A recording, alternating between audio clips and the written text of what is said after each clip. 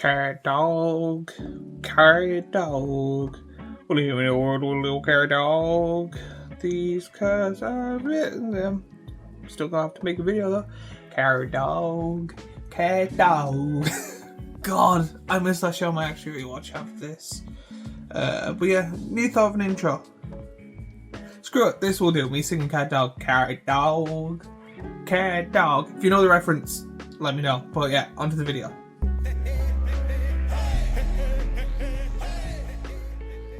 Hey, I'm Corey Joe, CJ, and in this video I will be talking about the secret layer of Cats vs Dogs. I first want to apologise for that terrible intro, but I didn't know what else to do. This is like their second or third day. I know they made a deck, and I'm pretty sure they made a Cat vs Dog secret layer before, so this might be an actual like year thing.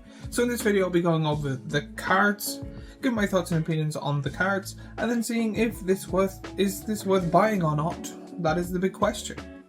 But as you know, as always, I have to talk about my sponsor, which is me and my small little Etsy shop where I make t-shirts and hoodies in different colours and sizes with cool designs that I thought. I have a new one that I really enjoy and I hope you enjoy it too. If you like me and what I do and want to help out the channel, please go buy yourself something nice, and to like, subscribe, follow, comment, mainly watch the videos would be the biggest help right now, and that will help the channel grow a lot. Thank you.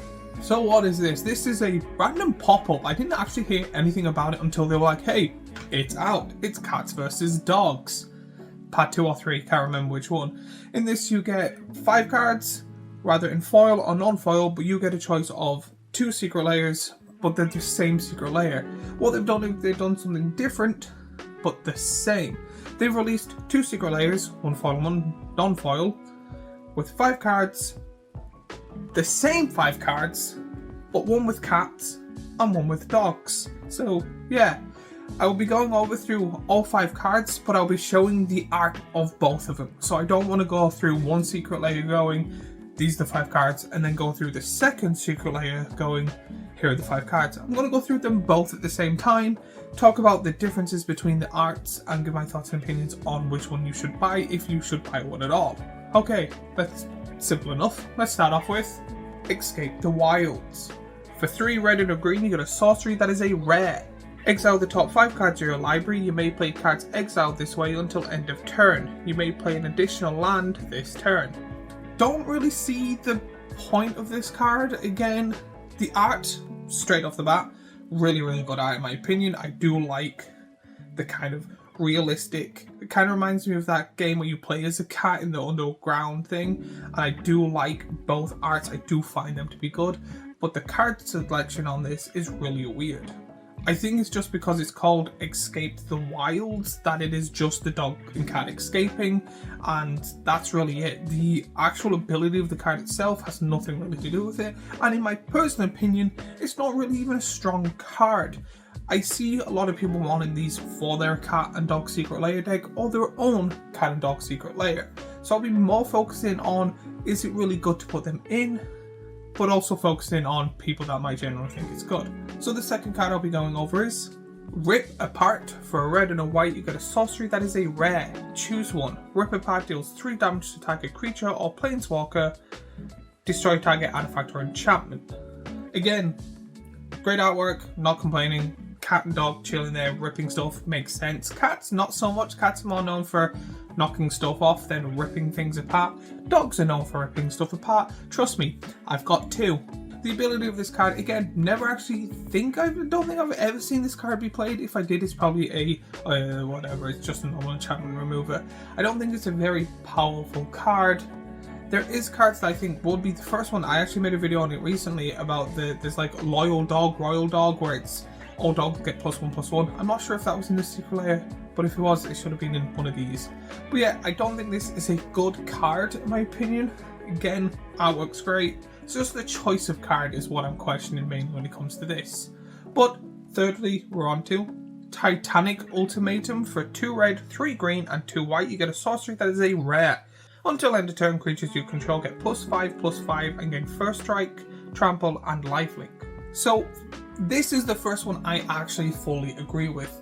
The card choice is hilarious because it is the dog and cat kind of running through all excited, and both of them are doing it in the artwork.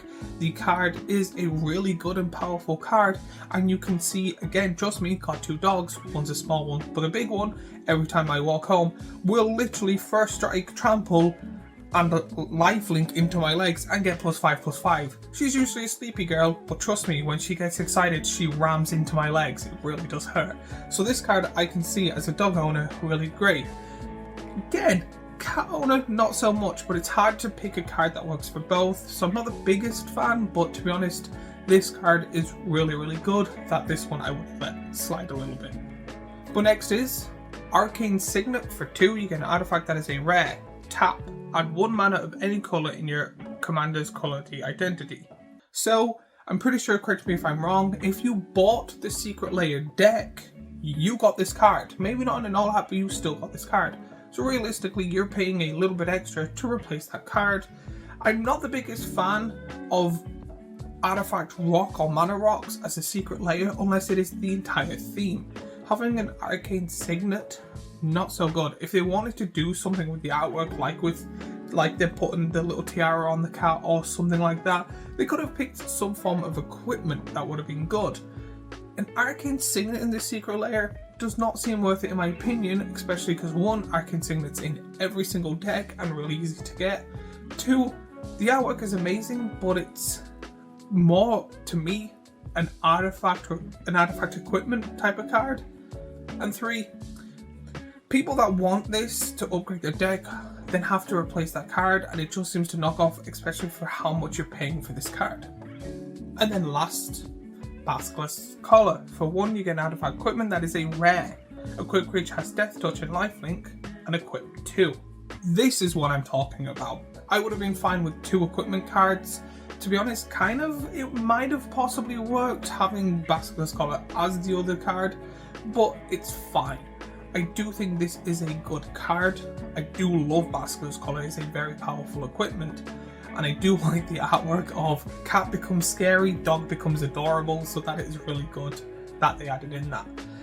When it comes to my thoughts and opinions on the whole Secret Lair, I do want to say it in separation. So 1, the artwork in all of it is absolutely beautiful. 2, the card selection, some cards are good, some cards are meh. I do think the equipment card and the ultimatum card, great. The first 2 cards, okay, I'll accept. Not the biggest thing, not gonna go crazy over it. And then an Arcane Signet just seems to be a cop-out in my personal opinion. Now they could save it with the secret card. I don't know what the secret card would be, but hopefully the only way in my opinion to save it is by doing something that is cat or dog related. Throwing in an old border card or a full green elf, not gonna work it. Now, should you buy it? Okay, so first, if you have a cat deck or a dog deck or the combined kind of dog deck and there's cards you want for that deck, if it is more than 2, that's not counting the Signet, that one's kind of a freebie. So the 4 cards, if you want 2 of them in that deck, yes.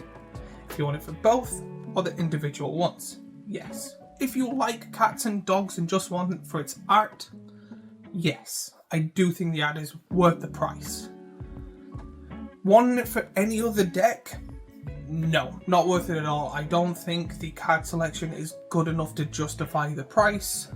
I think if you did buy it, the separation of the cards, I think it's good as a whole piece, but separating the cards is not good in my opinion. I don't think this is a great Secret Lair. Personally, and this is just my thoughts and opinions on it, it seems to be someone from Wizards or Hasbro went, we want a cat and dog one, and someone went, yeah, we'll do it next week.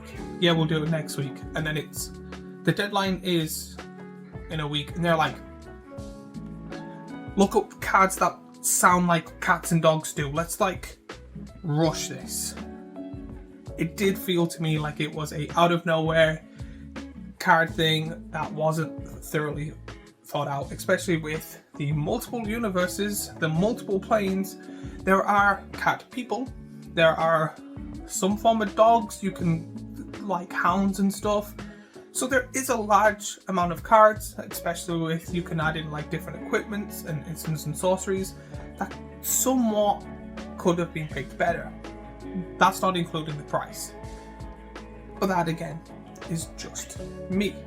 So as always, I would love to hear your thoughts and opinions in the comments down below. While you're there, remember to like and subscribe and do all that YouTubey stuff. And please, I would like to be monetized, so if you would, please watch more of my content. And as always, if you liked this Magic the Gathering video, I have last week's video here, a playlist of Is It Worth It Magic stuff here, and a subscribe button here, and I will see you all in the next video. Ow.